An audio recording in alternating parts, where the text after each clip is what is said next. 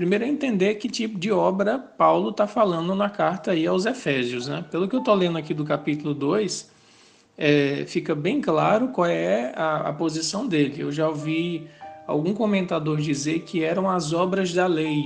O que são as obras da lei? Cumprir os rituais, participar das festividades judaicas, aquelas obras que eram ritualísticas. Então, tinha gente que pensava que ia se salvar fazendo aqueles rituais, aquele tipo de obra, né? Não, eu fui a Jerusalém uma vez por ano, eu faço aqui a minha oração de manhã, de tarde, de noite, eu dou esmola e eu estou salvo por isso. Então, obras é nesse sentido, não está falando de caridade aqui, né? Então, veja só, é preciso entender bem o que ele está querendo dizer por obras, né? É obra nesse sentido de você ter ações ritualísticas ou de práticas religiosas e achar que essas ações, por si só, já garante alguma coisa. E o que Paulo vai dizer, eu estou vendo aqui na Bíblia de Jerusalém, que o título do capítulo 2 é Salvação Gratuita em Cristo. Paulo diz assim: com eles nós também andávamos outrora nos desejos de nossa carne, satisfazendo as vontades da carne e os seus impulsos. E éramos, por natureza, como os demais, filhos da ira. Mas Deus, que é rico em misericórdia, pelo grande amor com que nos amou, quando estávamos mortos em nossos delitos, nos vivificou juntamente com Cristo. Aí vem, pela graça fostes salvo. Graça aqui tem um sentido de gratuidade. Haroldo fala disso, né, que é um tema até que dentro do Espiritismo a gente pouco aborda. Graça no sentido de misericórdia de Deus. Então, por mais que a gente fosse, e ainda a gente é pecador no sentido de não viver a lei de Deus, Deus não fica com raiva da gente e diz: eu não vou mais educar a humanidade, eu cansei da humanidade, eu perdi a paciência, né? Ele não é um ser assim, a misericórdia é infinita. Então, graça é nesse sentido, de ser algo gratuito. A gente não mereceria receber, se a gente fosse pensar em termos de justiça humana. O que a humanidade fez para estar merecendo receber bênção divina? Pouca coisa, né? A gente fez pouca coisa.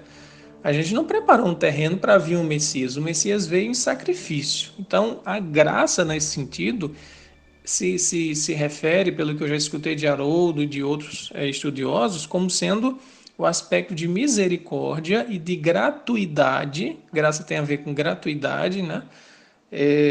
A palavra grega, né, charis, que é justamente você se dar, né, gratuitamente em misericórdia pelo outro, né? Então, assim, a gente não fez nada por merecer para receber, mas Deus, como é amor infinito, se doou.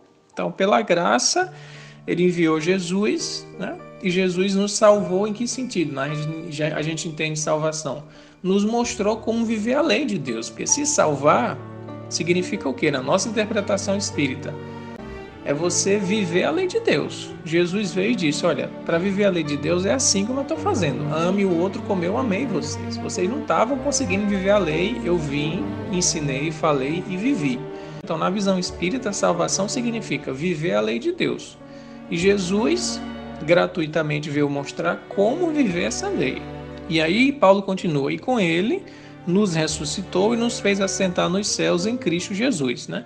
Esse ressuscitou é naquele sentido de que você está morto espiritualmente, né? Está vivendo no pecado, na ignorância, e ressuscitar aí seria uma vida nova. Você se levantar, até a palavra grega é essa, é se levantar.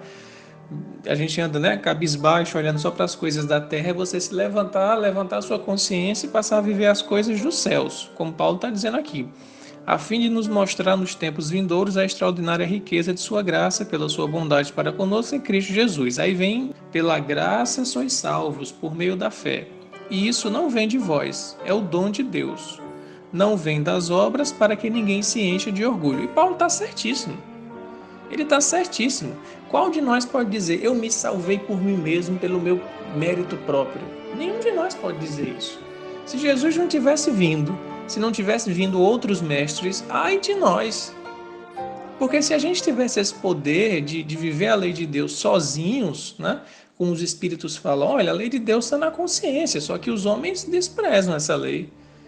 Se mergulhassem na consciência, não precisaria estar vindo profeta para estar alertando. Gente, vamos viver a lei de Deus. E por que Deus envia os profetas? Porque, como os espíritos falam, a gente negligencia, não dá atenção, trata como uma coisa até mentirosa, lei de Deus, isso lá existe, né? Eu vou viver os meus prazeres, como está dizendo Paulo aqui, eu vou viver na carne e no pecado. Então, assim, poucos seres humanos, antes de conhecerem um Jesus da vida, ou um Moisés, ou um Buda, raríssimos seres humanos por si mesmos viviam o amor.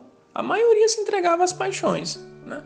Uma minoria conseguia sentir no coração a lei de Deus e viver sem precisar estar um mestre ali toda hora ou sem precisar ter um livro religioso. Então o que Paulo está dizendo é verdade mesmo, a gente foi salvo pela graça. Deus, na sua misericórdia, viu a humanidade pecadora e enviou alguém como modelo para dizer, vocês estão perdidos, né? Vocês estão muito perdidos, cheios de doença física, doença moral, se acabando em guerra, e gratuitamente o Pai me enviou para ensinar vocês a viverem, como enviou os profetas e tudo mais, né? Paulo está certo mesmo. Então a salvação, nesse sentido, não vem das nossas obras, no sentido eu fiz isso, né? Tem gente que diz, não, eu construí 10 centros espíritas e acha que isso é a grande coisa dele. Mas se não tiver sentimento, ou como Paulo está dizendo, não tiver fé, o que é fé? Aí o problema dos protestantes, algumas linhas é que entendem fé como crença. Eu aceito Jesus, mas não é isso.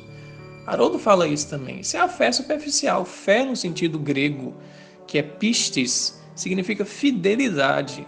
E no latim também, que é fides, que é fidelidade. É você ter fidelidade a Deus, no relacionamento amoroso com Deus. Então eu só consigo salvação, que é viver a lei de Deus, se eu for fiel a Deus. É como a relação de um marido e de uma mulher. Se um não for fiel ao outro, o casamento não se salva. Ele vai se acabar, né? É a ideia de aliança divina que Deus fez com Abraão e que faz com todos os seus filhos.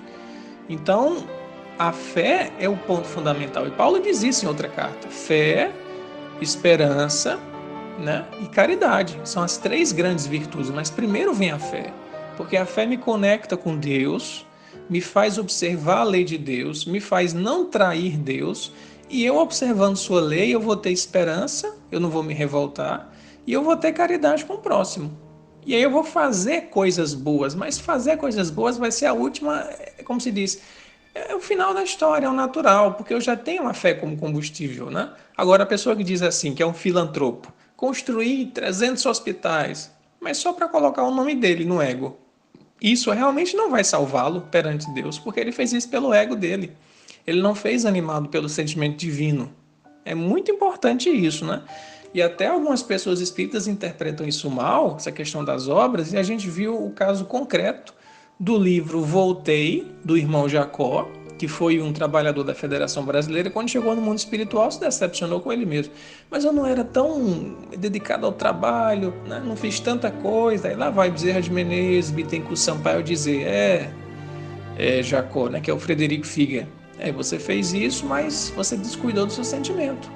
Você não trabalhou o seu lado interior, você não trabalhou a fé, você fazia como se fosse uma máquina, né? Alguém que tem muita força de vontade é um homem prático e fica fazendo coisas. Só que fazer coisas sem sentimento e sem aquela ideia de ser um instrumento de Deus vai ser só projeção pessoal. Quer dizer, a virtude dele, no caso, era o quê? Força de vontade. Ele tinha força de vontade, né? Coisa que a maioria não tem, que é preguiçoso. Mas uma força de vontade aplicada para o ego não salva ninguém. Você não evolui. Você pode granjear alguns amigos, alguns simpatizantes. Poxa, o cara fez uma coisa boa por mim, né? Me doou isso, me doou aquilo. Mas em relação a Deus, as suas obras feitas por força de vontade, sem ter o sentimento que só a fé proporciona, não tem valor. Paulo diz isso, o fundamento é a fé. O que vai alimentar o meu amor incondicional é a fé. Se eu não tenho fé, que é o quê? Fidelidade a Deus, conexão com Deus, eu vou agir a partir do meu ego. Eu só vou agir com amor incondicional se eu tiver uma conexão primeiro com Deus. Haroldo também fala muito isso. As nossas relações humanas dependem da nossa relação primeiro com Deus, né? Então, se por exemplo eu estou no NEP como coordenador e eu não estou sintonizado com um propósito maior, eu posso fazer do NEP uma projeção minha e viver de ego. O que eu vou ganhar com isso espiritualmente? Nada. Mas se eu estou sintonizado com o bem coletivo, eu vou ser um instrumento da espiritualidade para que esse trabalho possa proporcionar realmente salvação espiritual, né? Então essa frase de Paulo, que nós somos salvos pela fé e não pelas obras, está certo. entendendo fé como fidelidade e entendendo obras como coisas que a gente pode fazer tanto ritualmente no aspecto religioso, como obras filantrópicas. Isso não salva ninguém.